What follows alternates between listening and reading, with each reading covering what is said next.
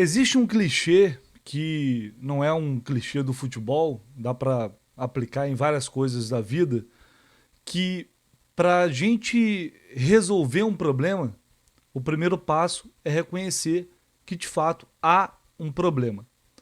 Depois do jogo de ontem, esse vídeo eu até queria ter gravado ainda lá no estádio Matute, mas a gente teve que sair correndo, né? É um local ali que não é um tanto quanto perigoso. Então eu tô gravando aqui no hotel, mas por um lado foi bom que deu tempo de refletir sobre algumas coisas que aconteceram nesse empate, nessa estreia na Copa Libertadores. Um resultado que não foi bom, não foi o que a gente imaginava, o que a gente esperava, e muito menos a atuação.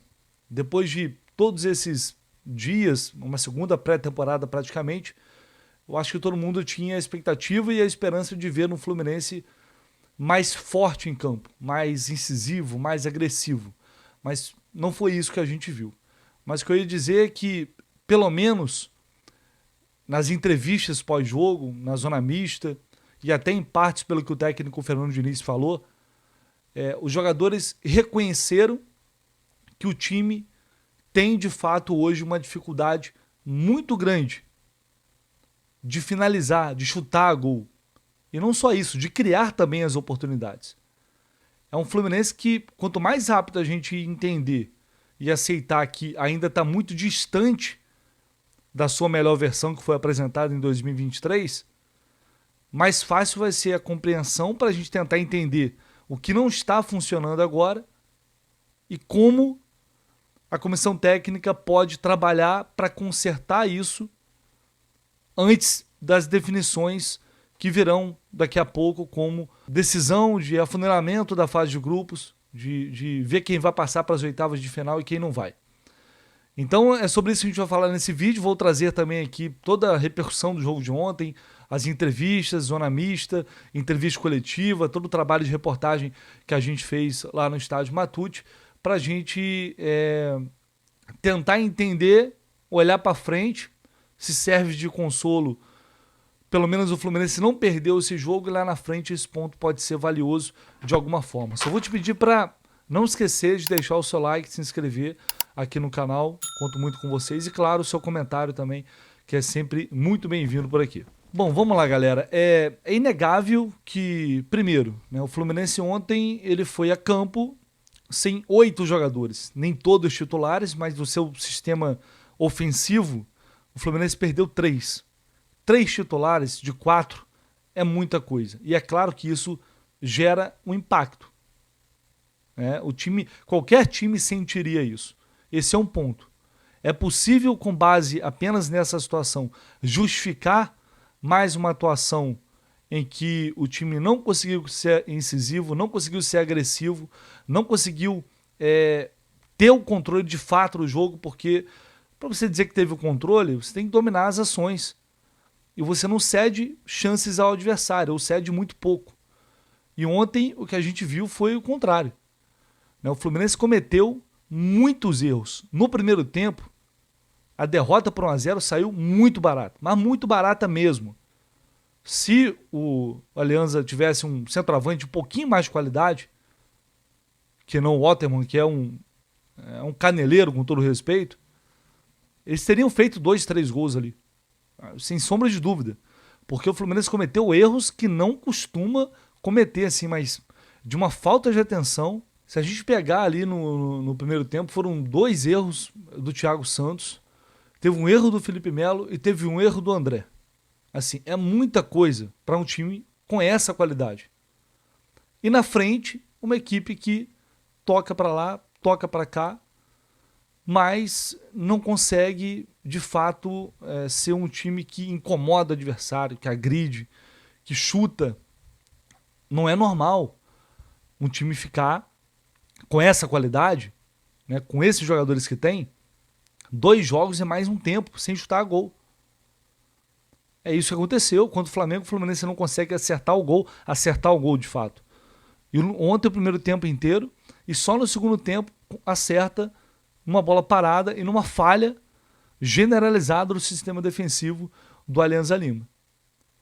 Por outro lado, a gente viu que o Diniz mais uma vez tirou os 2 zagueiros e colocou o André e Martinelli. Quando isso acontece, a gente fala, pô, beleza, o time tende a melhorar.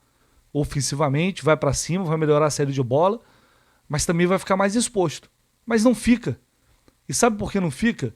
Porque não tem como, gente. O time fica mais veloz. E aí os jogadores conseguem fazer a cobertura. O que o Martinelli fez, salvou umas 2 bolas ali, o que? Na velocidade. Coisa que tinha o Nino antes e agora não tem mais. Ah, mas o Nino faz muita falta. Sim, faz muita falta. Mas não dá pra gente resumir na saída do Nino a dificuldade, todas as dificuldades que o Fluminense vem tendo até aqui.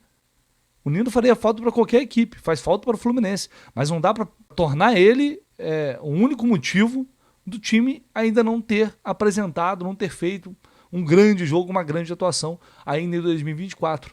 A realidade é que o Fluminense está muito longe do seu melhor nível. E quando os dois vão para a zaga, é diferente você ter um Thiago Santos e o Felipe Melo, que são jogadores mais lentos, mais pesados, e ainda tem o Marcelo. Então parece um tanto quanto óbvio, mas é isso.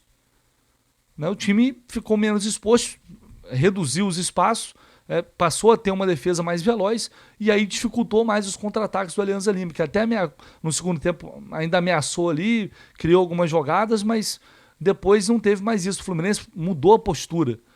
Não melhorou tanto assim no jogo ao ponto de finalizar, de criar muitas oportunidades. Melhorou a postura, reagiu um pouco.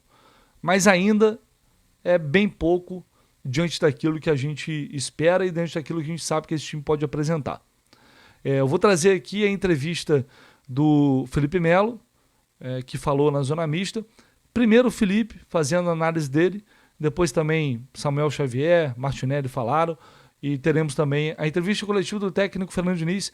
Foi bem curta, mas dentro desse pouco tempo deu para pescar algumas coisas interessantes ali. Vamos começar com o Felipe Melo. Não, eu penso que todo time quer vencer, né? Diante das circunstâncias, não perder um jogo como esse é muito importante.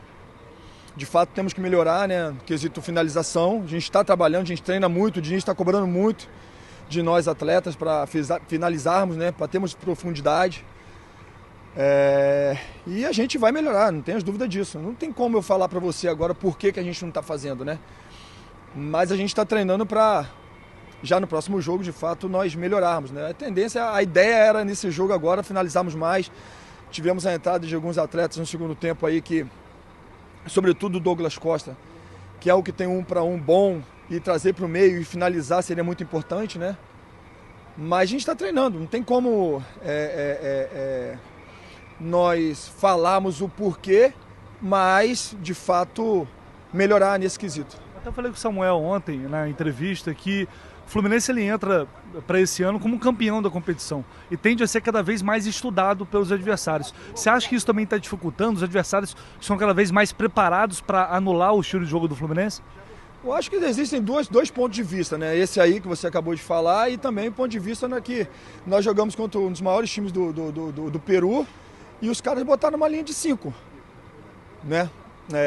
Tivemos posse de bola, tivemos oportunidade de finalizar, criamos oportunidade de finalizar, né? Foi um jogo, nós sabíamos, na verdade nós não esperávamos que eles fossem montar uma linha de 5. A linha de 5 era uma segunda opção, nós assistimos vídeos e sabíamos que eles poderiam jogar com o Panamenho na frente juntamente com o Barcos, né? O Barcos saiu um pouquinho mais, o Panamenho fazia esse movimento de facão toda hora e em última hora nós tivemos uma notícia de que eles poderiam vir com uma linha de 5, né? Então assim, o respeito pelo Fluminense, o respeito pelo jogo do Fluminense, né? Então, por esse ponto de vista, fizemos um bom jogo e vai ser sempre muito difícil, pô. Os times mudam para jogar contra o Fluminense. Nós, já visto o ano passado nós jogamos contra o Argentino Júnior, se não me engano, né, que foi fora de casa e dentro de casa, os caras nunca fizeram um jogo de marcação como fizeram. Né? Então nós temos que nos preparar sempre mais para estar sempre melhor, para estar sempre criando oportunidades, né? A gente vê clubes que têm a oportunidade de no jogo ter a posse de bola, como por exemplo o Manchester City.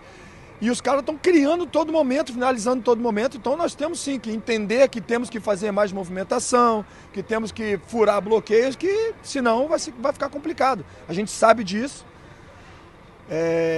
Mas um ponto não é de tudo ruim aqui também não, né? Eu acho que os outros grandes clubes também, que são candidatos a título, também empataram o jogo, né? Então assim, não é fácil, hoje não tem bobo no futebol, mas de fato temos que melhorar para vencer essa competição. E vamos melhorar. Felipe, foi jogo com um placar muito incerto até o final, não? Você acha que o empate foi justo para ambas as equipes ou o Fluminense mereceu mais? Eu não vou falar quem mereceu mais, não vou falar que o Aliança mereceu mais ou o Fluminense. Foi um jogo estudado, foi um jogo bem pegado e assim, para o time que quer ser campeão, não pode perder um jogo como esse. Ano passado, quando nós perdemos aquele jogo para o River, porque deixamos de fazer aquilo que treinamos, né? Eu cheguei dentro do vestiário e falei, olha, nós seremos campeões, mas nós temos que aprender a não perder jogo como esse, né? E hoje nós não perdemos. É claro que a gente quer vencer, mas de fato não perder também é importante. A gente tem um jogo importante em casa na terça-feira, né? Contra o líder do grupo e é fazer o dever de casa.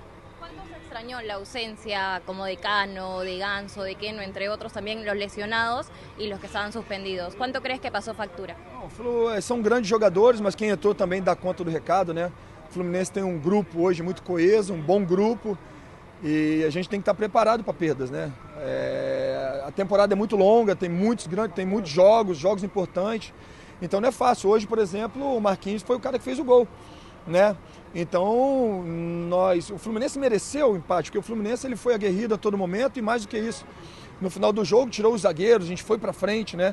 Então a gente tem que ver esse ponto de vista também de um time que não desistiu nunca e foi buscar o resultado no final. Então esse é um ponto, assim, o que dá para destacar disso é o Felipe Melo reconhecendo que o time está com dificuldade e que vai trabalhar para melhorar. E eu entendo ele chegar e dizer, pô, não tem como falar para você o que exatamente acontece que a gente não consegue finalizar, não consegue ser agressivo como era antes. É difícil apontar apenas um elemento. E é verdade, é realmente difícil. Então, o importante é perceber que isso está incomodando, está sendo muito conversado, está sendo trabalhado, está sendo treinado. Quando vai mudar, a gente vai ter que esperar. Mas o fato deles internamente reconhecerem isso é interessante. E o outro fato também, ele falando que a postura, a formação, a escalação da Aliança surpreendeu também, porque eles não esperavam uma linha de 5. Né? E outros jogadores falaram isso. Agora um trecho da entrevista coletiva do técnico Fernando Diniz. Não é uma instrução minha, muito pelo contrário. Os times, quando jogam com linha baixa, é difícil você fazer finalizações. Também você não pode chutar. Teve um outro lance que eu concordo com você, não foram muitos, que as jogadas clarearam para chutar. Esse lance que você está falando, eu concordo, que o Ares devia ter finalizado. Mas quando a linha está muito baixa, é difícil você achar os espaços para chutar. Mas uma das possibilidades de fazer o gol, quase sempre vai ser chute fora da área, que mesmo se não for gol, pode gerar um escanteio, aí não depende da bola no gol. Esse negócio da bola no gol é uma coisa assim, jogou City e Arsenal agora, dois times que têm propostas ofensivas, tiveram uma finalização no gol do City, o City finalizou uma vez no gol, em 100 minutos, jogando em casa, campo perfeito, gramado, um time que joga junto há 5 anos, e o Arsenal também chutou 2 vezes, teve 2 finalizações dentro do gol, então assim, é meio relativo. E os dois times estavam, quando precisavam marcar, voltavam e marcavam em bloco baixo, como esse time marcou muito bem hoje. Então a gente tinha dificuldade. Mas eu concordo que a gente precisa, quando tem as possibilidades, chutar, porque não necessariamente a bola vai entrar, mas às vezes desvia, pode, ao desviar, entrar no gol e pode gerar escanteio, que foi como a gente conseguiu fazer o gol hoje. O Diniz faz uma comparação ali com o jogo do City, do Arsenal, que não finalizaram. Assim, convenhamos, né, gente? É outra realidade, completamente diferente. Eu acho que não faz muito sentido trazer para esse contexto de um jogo em que o Alianza estava jogando em casa, tinha apoio da torcida, mas por mais que o Fluminense tivesse esses desfalques, o Fluminense é melhor. O Fluminense ainda é melhor e tem muito mais de onde tirar do que o Alianza Lima. Então, Eu acho que é um tipo de comparação que não faz muito sentido, mas deu para perceber que o Diniz sabe que o time precisa chutar mais, precisa finalizar mais, precisa arriscar, né?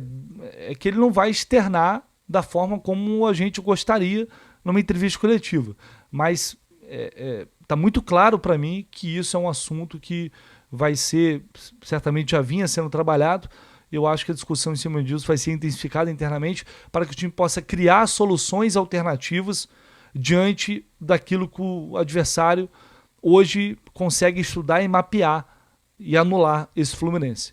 O mais importante agora vai ser fazer com que essa equipe crie alternativas para sair dessa marcação, para sair de uma situação de jogo em que se depara com o adversário com uma linha de 5 e outra linha de 4, fechando muita área, enfim, criar soluções para sair disso. Então o futebol é muito isso também. Às vezes aquilo que você pensa, aquilo que você treina, não está surtindo o efeito esperado. Então é necessário encontrar outras soluções.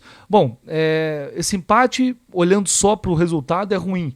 Mas olhando lá para frente na temporada, pode ser que seja importante. São mais desses 4 jogos iniciais, o Fluminense vai jogar 3 jogos fora e vai tentar buscar pontos, evidentemente, também contra o Cerro e contra o Colo-Colo fora de casa. É isso, deixa aí o seu like, se inscreva no canal do Lessa, é muito importante a participação de todos vocês e ao longo do dia a gente volta com mais informações aqui no canal do Lessa. Um abraço, galera!